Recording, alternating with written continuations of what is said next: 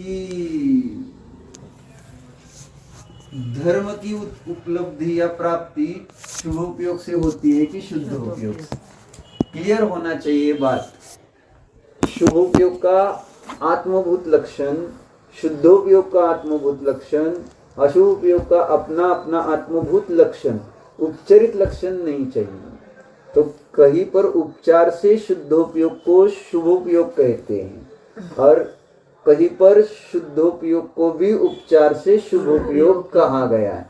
यानी मुख्य गौण की व्यवस्था, जैसे अभी हमने 254 गाथा में पढ़ी थी, तो मुख्य गौण की विवक्षा से शुद्धोपयोग भी शुभोपयोग कहा गया है और मुख्य गौण की विवक्षा से शुभोपयोग को भी शुद्धोपयोग कहा जाता है, क्योंकि 10वें गुणस्थान तक शुभोपयोग चलता है, लेकिन उस शुभोपयोग को शुद्धोपयोग की अपेक्षा से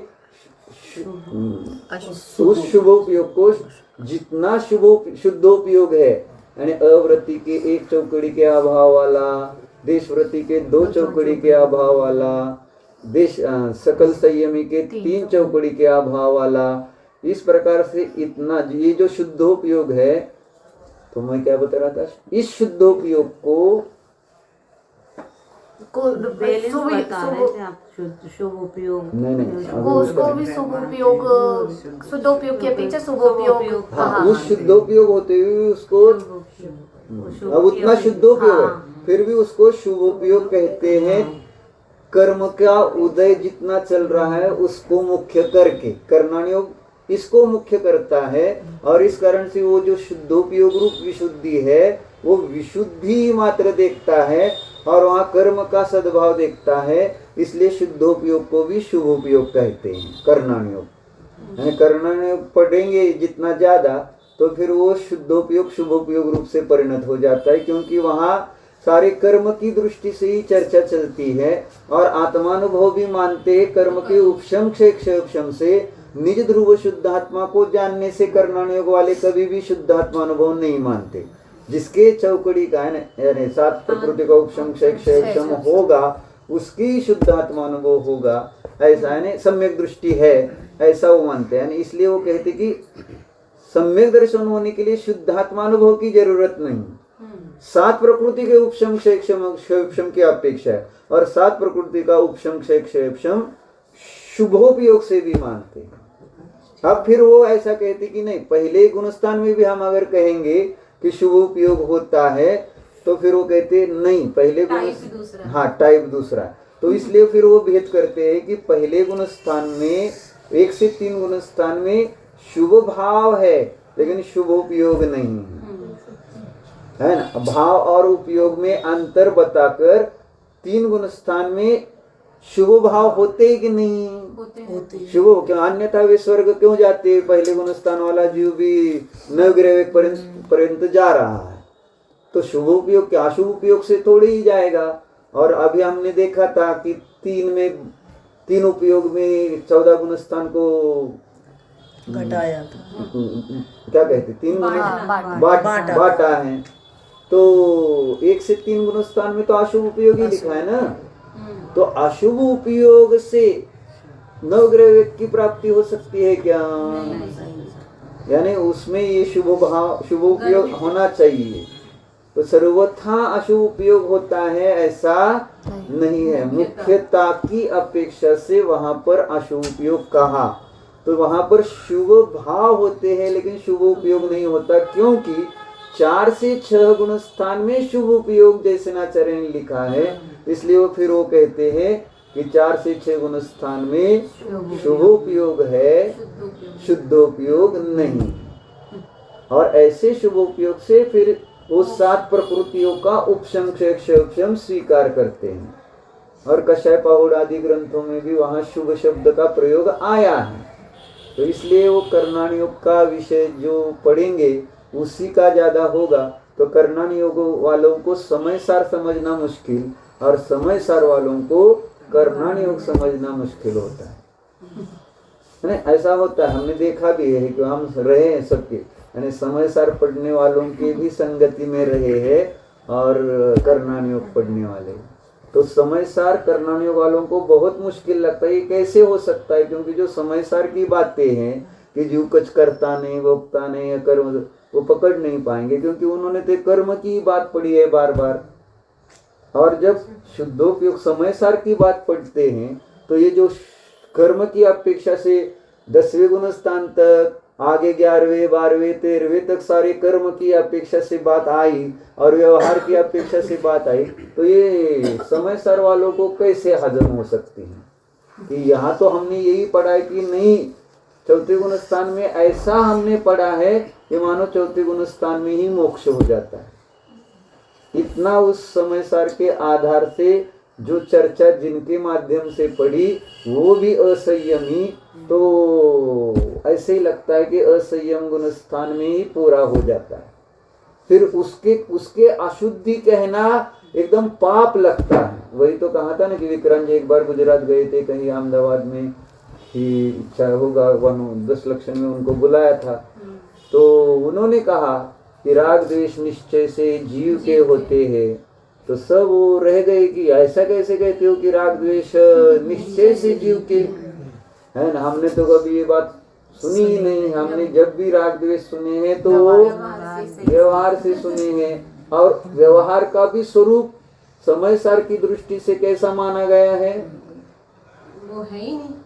व्यवहारो अभूतत्व, अभूतत्व का अर्थ असत्यार्थ, यानी पूरा उसको झूठा ही मान लिया गया। इसलिए हमने जैन तत्व मीमांसा के पहले विषय प्रवेश के प्रकरण में उन्होंने 3 बातें ली, अनुपचरित, उपचरित और असत्यार्थ है। तो उसमें असत्यार्थ अलग है, उपचरित अलग है। असत्यार्थ माने डोरी को सर्प मानना असत्यार्थ है, और घड़े का घी का घड़ा वह असत्यार्थ नहीं है, उपचरित है, और मिट्टी का घड़ा कहना वह अनुपचरित कहा गया है। इस प्रकार से वो सारा कथन है।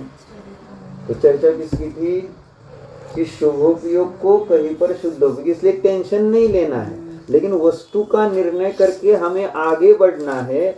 इसलिए ये निर्णय करना है कि चौथे में शुद्धोपयोग से ही सम्यक्त्व की उत्पत्ति होती है, वह सम्यक्त्व निश्चय सम्यक्त्व ही होता है, और उसी के कारण 7 प्रकृतियों का उपशम क्षेम होता है, शुभ उपयोग से नहीं। ये समझना, नहीं तो हमने प्रश्न पूछा था ना, ऐसे ही एक है कि वो ऐसे चर्चा करते हुए शुभ उपयोग से वहां होता है, तो हमने वही पूछा कि पहले गुण स्थान वाले शुभ उपयोग में और ये चौथे गुण स्थान वाला जो 7 प्रकृति का उपशम क्षेम करने वाला शुभ उपयोग, उसमें हमें अंतर बताओ कि ये अंतर है और ये अंतर है, इसका ये शुभ उपयोग, वो नहीं बता सकते। तो फिर बता नहीं सकेंगे तो वो प्रकट कैसे कर सकेंगे कि उस शुभ उपयोग को प्राप्त करके मैं सम्यक दर्शन कैसे कर सकूंगा।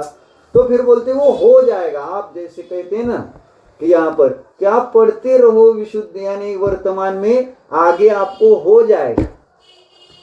किसी ने वर्तमान के लिए सम्यक दर्शन रखा नहीं, जबकि सम्यक दर्शन ही वर्तमान का कार्य है, भविष्य का थोड़ी कार्य है। और भविष्य के लिए तो हमने अनादिकाल से सम्यक दर्शन को रखा है ना। संसार अभी और धर्म कभी, ऐसा इस कारण से तो अभी भी संसार में, क्योंकि आगे के लिए सम्यक दर्शन रखेंगे हम सुषमा जी, तो फिर आगे ही होएगा। फिर आप ऐसा करके क्यों नहीं कहते कि आज क्यों नहीं मुझे सम्यक दर्शन, आगे क्यों, आज मुझ में क्या कमी है कि जो मैं आज सम्यक दर्शन नहीं कर सकता। इसलिए पढ़ाया था ना वो जिनेंद्र वर्णी का आध्यात्म लेखमाला है, आपके पास है ना? हाँ है, पर ठीक है। अभी तो उसमें आया ना एक जगह, वो पढ़ाया था आपको, क्या बताया था?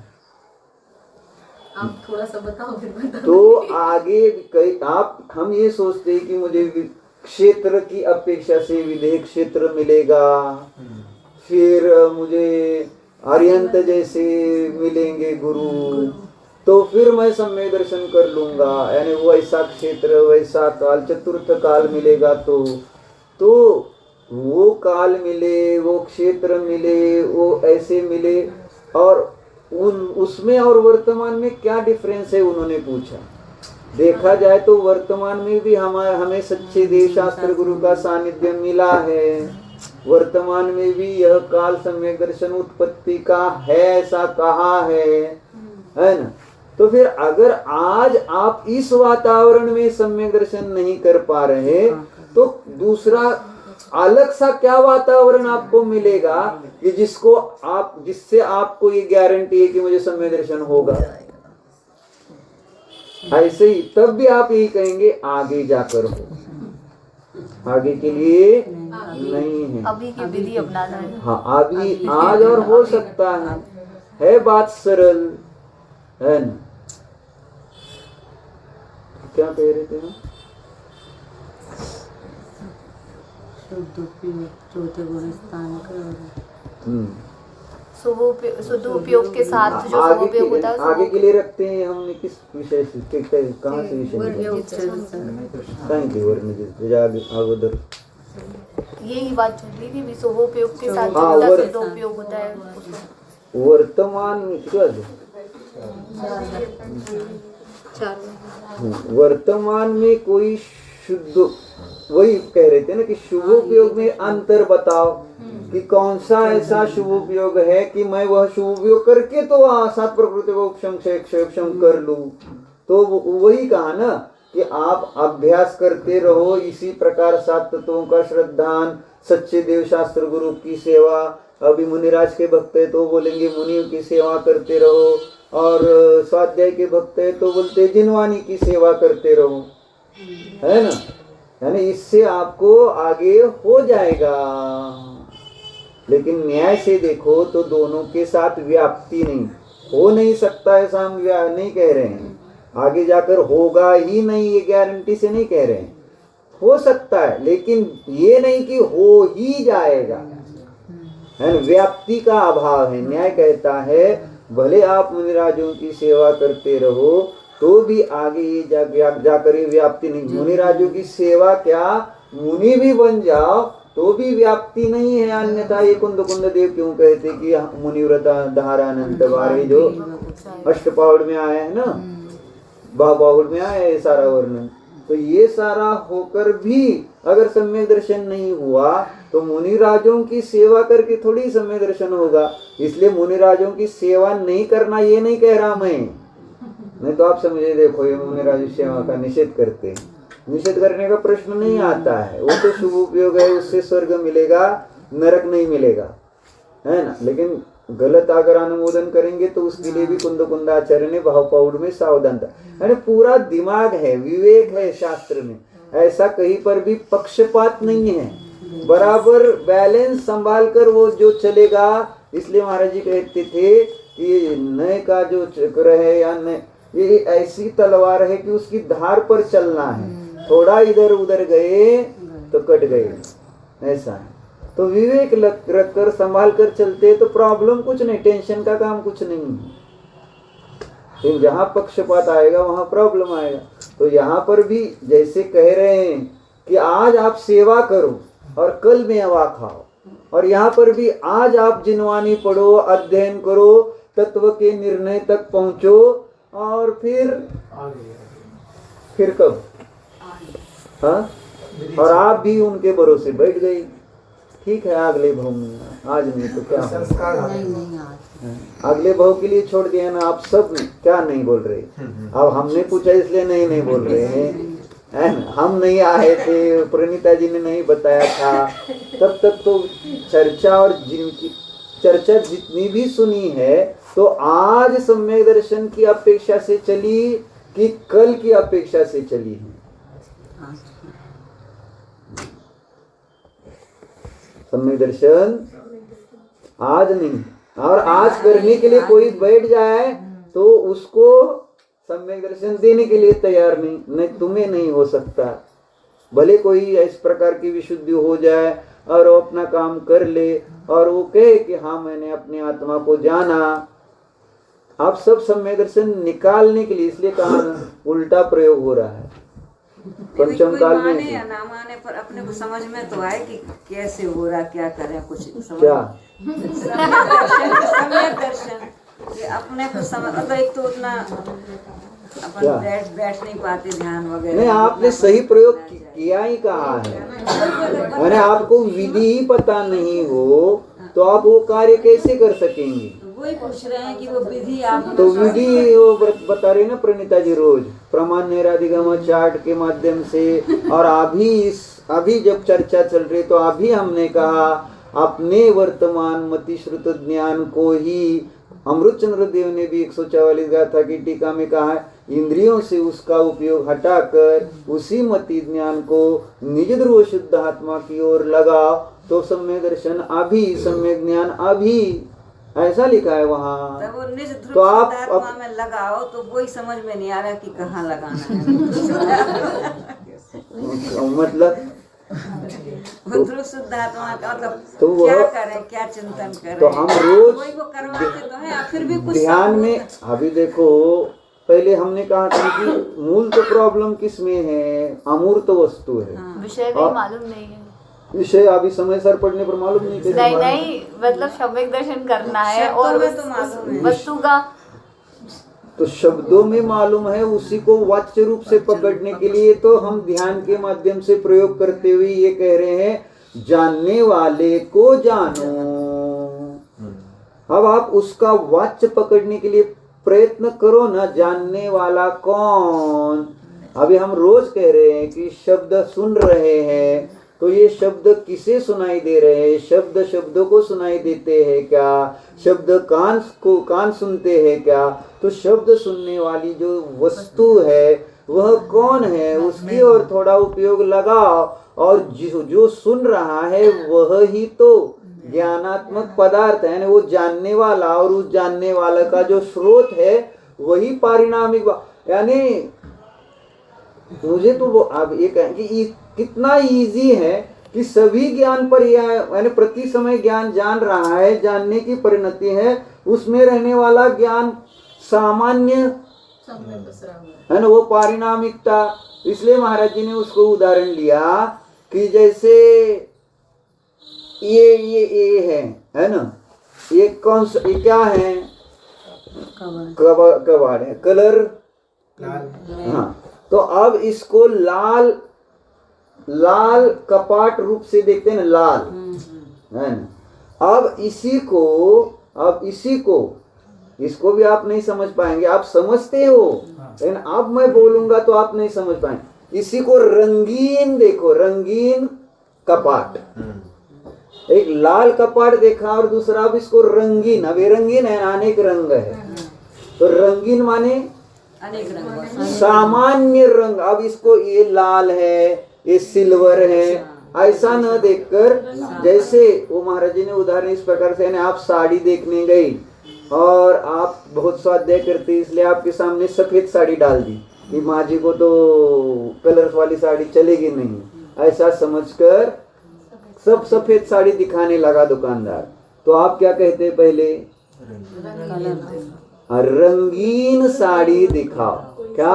रंगीन साड़ी। तो तब आपके ज्ञान में वह पर्याय विशेष गौण होकर वो रंगीन यानी पारिणामिक भाव सामान्य आया कि नहीं? ये विशेष है, लाल रंग विशेष है, और इसको रंगीन देखना यानी रंगीन वस्तु कौन से नए का विषय? प्रणीता जी, रंगीन वस्तु। अभी तो मुझे ये समझ में लाल और रंगीन में अंतर क्या होगा?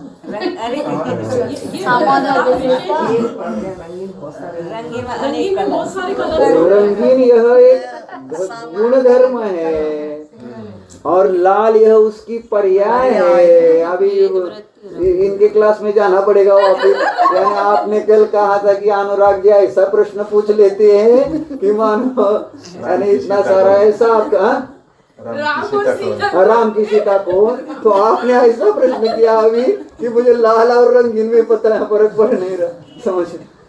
तो लाल माने विशिष्ट पर्याय के द्वारा उसको देख रहे हैं, उस रंग गुण की लाल यह विशिष्ट अवस्था है, उस लाल पर्याय के द्वारा उस रंगीन वस्तु को हम देख रहे हैं। और जब उस लाल वर्ण को गौण करके ये सब देख रहे तो रंगीन कपाट है, सफेद नहीं है ना। अब सफेद भी एक प्रकार का रंग है, उसको गौन कर रहे हैं अभी, लेकिन ये रंगीन का मतलब लाल, हरा, पीला, नीला, इस प्रकार से उसको अब यहाँ पर एक देश दृष्टांत समझकर समझना। तो इसको रंगीन कपाट समझ में आ रहा है, सामान्य धर्म।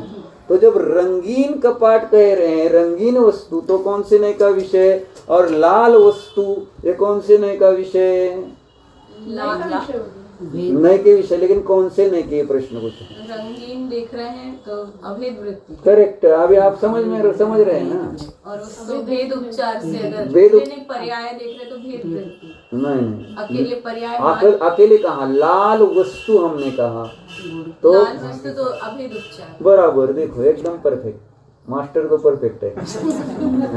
यानी रंगीन वस्तु कही तो वह हो गया अभेद वृत्ति का, क्योंकि गुण के द्वारा वस्तु देखी, और जब उसको विशिष्ट पर्याय के द्वारा यानी लाल रंग की ओर से देखा तो यह हो गया अभेद उपचार।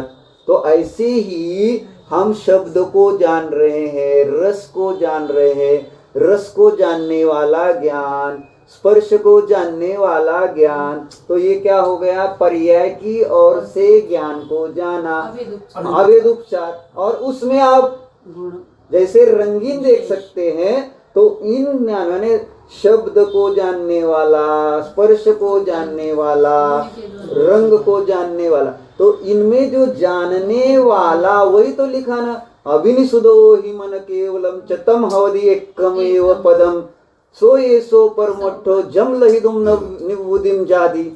समय की 204 नंबर की गाथा है ना। 5 बजे सारे मति श्रुत अवधि मन पर्याय केवल, इनको हटाओ। हाँ इनको हटाओ। हटाओ माने क्या, वो पर्याय थोड़ी हटती है, बाजूबंद को हटाओ और सुर न दिखाओ। दृष्टि में तो आप ऐसे इस कारण से परेशान हो, आप पर्यायों को सर्वथा हटाकर वस्तु देखना, पर्यायों में ही देखना है, ये वस्तु की सुंदर मजा है। ये और लेना विषय वो जो आपने वहाँ पे लिया था ना पंढरपुर में, कि ध्रुव ध्रुववान, तो पर्याय को लेना कि पर्याय को छोड़ना कि पर्याय को भी ध्रुव रूप से देखना। ये तो अभी ये पहले यानी कॉन्फिडेंस तो दिला दे पहले कि हाँ इजी है, और वो फिर उस विषय में जाएंगे तो फिर कठिन हो जाएगा। बताएंगे धीरे, आप ही बताएंगे वो पूरा हम। हाँ कह ठीक है। तो कहना क्या था माँ जी, समझ में आया ना, इजी है ना। नहीं तो ये उपाधि केवल हटानी है ना, आप बाहर के विषयों में उपाधि हटाकर जान सकते हैं कि नहीं। रंगीन वस्तु की अपेक्षा से अभी बताएंगे नहीं उदाहरण, यानी उपाधि हटाकर आपने विशेष गौण किया और सामान्य को जाना, यानी आप में वह योग्यता है ज्ञान की कि आप उसके पर्याय विशेष को गौण करके सामान्य को मुख्य कर सकते हैं। तो ऐसे ही यहाँ पर्याय विषय को गौण करो, है ना, जो जानने वाला ज्ञान है। इसलिए तो थोड़ा सा आप कभी बैठे ही नहीं, अभी आप थोड़ा थोड़ा बैठने लगे हो तो बैठते बैठते आपको वाच्य पकड़ में आएगा। ऐसा हम नहीं कह रहे कि अभी पकड़ो, पकड़ेंगे तो बहुत अच्छा है, पकड़ भी सकते हैं, कठिन नहीं है। लेकिन फिर भी अभी आज तक तो पढ़ा ही था, कभी उसका प्रयोग करने के लिए बैठे क्या? इस पूरे यानी जो प्रवचन सुना उसके यानी ध्यान का प्रयोग होता है क्या? भले चलो एक अपेक्षा ध्यान सिखाया नहीं जाता, ठीक है, नहीं सिखाते ध्यान, क्यों? लेकिन करो, करने की मनाही है क्या? नहीं तो मुनि सामायिक में बैठते माने क्या करते फिर? और ध्यान तब माने क्या है फिर? तो ध्यान सहज ही एकांत से कहेंगे तो फिर उनका वो ध्यान के लिए बैठना वो फिर सारा आगम ही असत्यार्थ हो जाएगा फिर।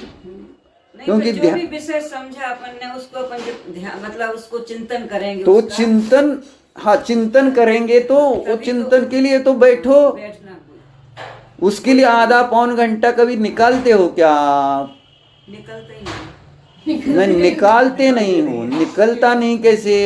अभी सौरभ जी आए तो कल आपने शास्त्र छोड़कर उधर सब आपके मेहमान आए थे ना, आज सुबह भी नहीं, आज सुबह, और कल भी नहीं आए थे, कल नहीं परसों नहीं आए थे ना, परसों भी दोपहर को चेहरा ओ पे वहाँ उनकी तबीयत ठीक नहीं थी, एक तो नर्स उनको हो। देखना पड़ता ना, फिर वो टाइम तो टाइम निकला कि नहीं उनको देखने के लिए? तो आपने को देखने के लिए, वो बीमार है, हम बीमार नहीं, आपने को देखने के लिए कब टाइम? उनकी बीमारी को देखने के लिए तो आपने टाइम निकाला, आपकी बीमारी को देखने के लिए टाइम निकालेंगे। सौरभ जी आए तो उनके लिए टाइम निकालेंगे, यानी सबके लिए टाइम है, और आप अपने लिए टाइम नहीं है। और यही सबसे बड़ा आश्चर्य है, चमत्कार। जो हम हैं उसके लिए कोई दया माया है कि नहीं? उसकी हिंसा करते जा रहे हैं निर्दयता से। भैया टाइम समझ नहीं रहे है, हैं, सब सोच रहे हैं समय बहुत कम है, और फिर भी कुछ कर नहीं पा इसलिए रहे। हमने कहा अभी पढ़ तो बहुत अच्छा लिया है, आप प्रयोग शुरू करो। 3 टाइम ध्यान में बैठना है, वो भी पौन घंटे कम से कम, और ज्यादा से ज्यादा 2.25 घंटे, और ज्यादा भी बैठे तो चलेगा, लेकिन 6 घड़ी उत्कृष्ट कहा है। 24 मुहूर्त की 1 घड़ी होती है, और ऐसे 6 घड़ी उत्कृष्ट सामायिक कहा है, माने 2.25 घंटे होते हैं। उत्कृष्ट नहीं तो फिर मध्यम। 6 घड़ी से कम कितना घड़ी? 4 घड़ी है ना? और 4 घड़ी नहीं तो कम से कम अंतर मुहूर्त तो 2 घड़ी तो। घड़ी निजनाथ के नजदीक तो हाँ, ये भजन बहुत बढ़िया है।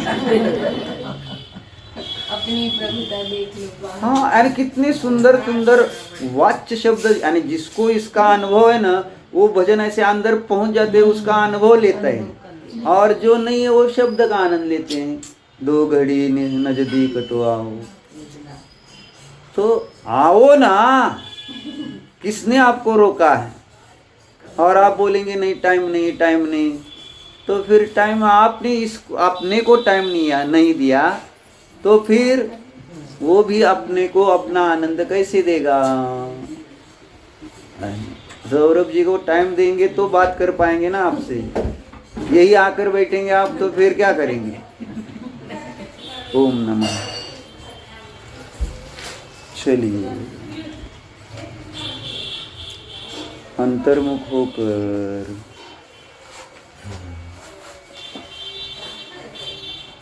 जानने वाले ज्ञायक आत्मा का वेदन कीजिए।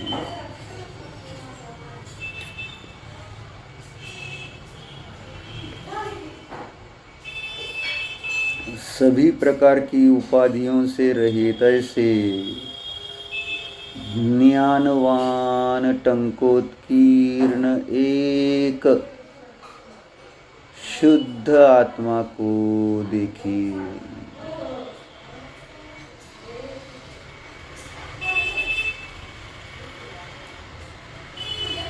निरुपाधि स्वरूप